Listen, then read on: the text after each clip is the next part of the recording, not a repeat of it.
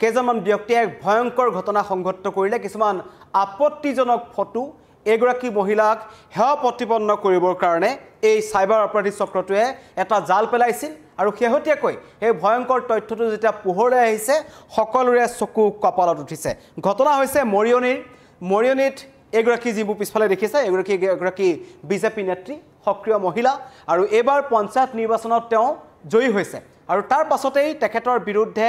একাংশ বিজেপি কৰ্মী এনেকুৱা নহয় যে এগৰাকী বিজেপি যিগৰাকী নেত্ৰী আছে অন্য দলৰ কোনোবা ব্যক্তি বা অন্য কোনোবা সাইবাৰ অপৰাধী তেওঁলোকৰ বিৰুদ্ধে এনেকুৱা ষড়যন্ত্ৰ কৰিছে তেনে নহয় বিজেপিৰ একাংশ কৰ্মীয়ে তেওঁৰ চিনাকি মানুহেই এই ভয়ংকৰ ঘটনা সংঘটিত কৰিলে আৰু বিজেপিৰ তিতাবৰ মণ্ডলৰ সভানেত্ৰী আঞ্চলিক পঞ্চায়তৰ সদস্যৰ নামত ভুৱা একাউণ্ট খুলি এটা চক্ৰ আপলোড কৰিছিল আপত্তিজনক ফটো আৰু দলীয় কৰ্মীৰ বিৰুদ্ধে এই ভয়ংকৰ ষড়যন্ত্ৰৰ অভিযোগ উত্থাপন কৰিছে এগৰাকী ভুক্তভোগী মহিলাই আৰু ইতিমধ্যে ঘটনা সন্দৰ্ভত মৰিয়নি আৰক্ষী থানাত এখন এজাহাৰ দাখিল কৰিছে আৰু এজাহাৰ ভিত্তিত বাহনী চাহ বাগিচাৰ মৰিয়নি যিখন বাহনী চাহ বাগিচা আছে তাৰ বিৰজু সিং আৰু এগৰাকী মহিলাক গ্ৰেপ্তাৰ কৰি মৰিয়নি আৰক্ষীয়ে জেৰা চলাই আছে আৰু ইতিমধ্যেই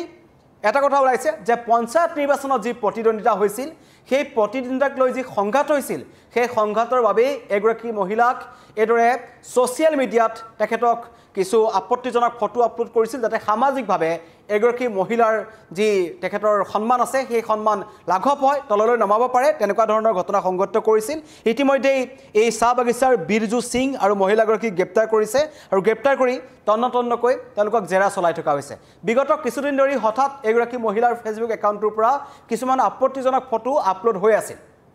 তেতিয়া একাংশ ব্যক্তিয়ে এগৰাকী মহিলাক জনায় যে আপোনাৰ ফেচবুক একাউণ্টৰ পৰা এনেকুৱা কিছুমান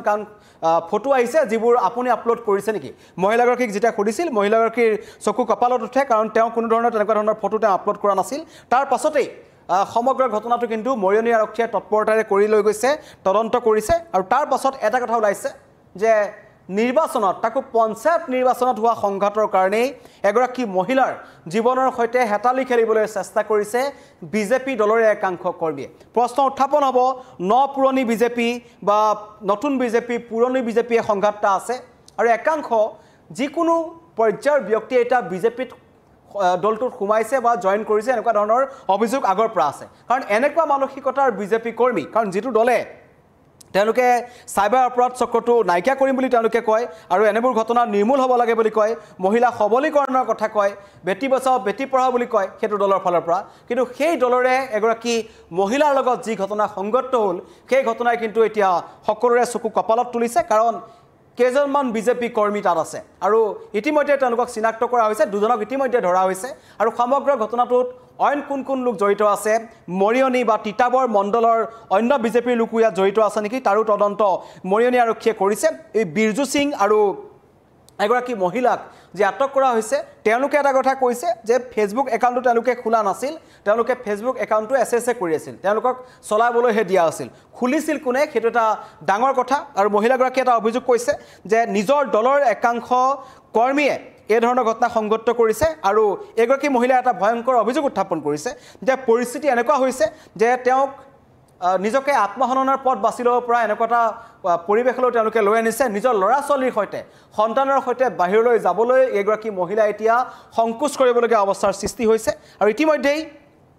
কৈছে যে এগৰাকী মহিলাৰ সৈতে নিৰ্বাচনৰ সময়ত কাৰণ আমি পঞ্চায়ত নিৰ্বাচনৰ সময়ত বিজেপি বা অসম গণ পৰিষদ অন্য দলসমূহত এটা টিকট কেন্দ্ৰিক সংঘাত দেখিছিলোঁ সকলোৱে টিকট বিচাৰিছিল কোনোবাই টিকট পাইছে কোনোবাই টিকট পোৱা নাই কিন্তু ৰাজনৈতিকভাৱে এগৰাকী মহিলাক হত্যা কৰিবলৈ চেষ্টা কৰাটো বা ছ'চিয়েল মিডিয়াত তেখেতক হেয় প্ৰতিপন্ন কৰিবলৈ চেষ্টা কৰাটো কিমান যুক্তিসংগত সেইটো এটা ডাঙৰ প্ৰসংগ আৰু মৰিয়নি আৰক্ষীয়ে তদন্ত কৰিছে তদন্তত ইতিমধ্যে লবিটোত জড়িত বুলি থকা দুজন ব্যক্তিক আটক কৰিছে কিন্তু অভিযোগ উত্থাপন হৈছে যে আৰু বহু লোক এই চক্ৰটোত জড়িত হৈ আছে এনে বহু লোক আছে যিসকল ব্যক্তিয়ে জানি বুজি এগৰাকী তিতাবৰ মণ্ডলৰ সভানেত্ৰী আঞ্চলিক পঞ্চায়ত সদস্যৰ নামত ভুৱা ফেচবুক একাউণ্ট খুলিছিল আপত্তিজনক ফটো আপলোড কৰিছিল হয়তো সেই চক্ৰটোৱে অন্য কোনোবা মহিলা বা যুৱতীকো টাৰ্গেট কৰিব পাৰে মৰিয়নি অঞ্চলটোত সেই তেনেকুৱা ধৰণৰ সাইবাৰ অপৰাধী চক্ৰ চলি আছে নেকি তাৰো তদন্ত হ'ব লাগে মহিলাগৰাকীৰ মন্তব্য আহিছে আমাৰ ওচৰলৈ আমি আপোনালোকক শুনা বিচাৰিছোঁ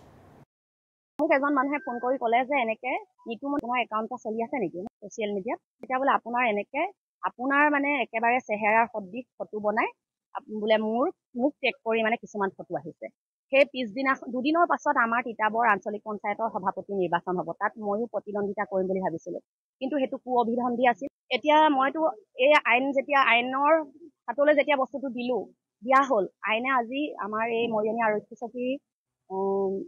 বিষয়াসকলে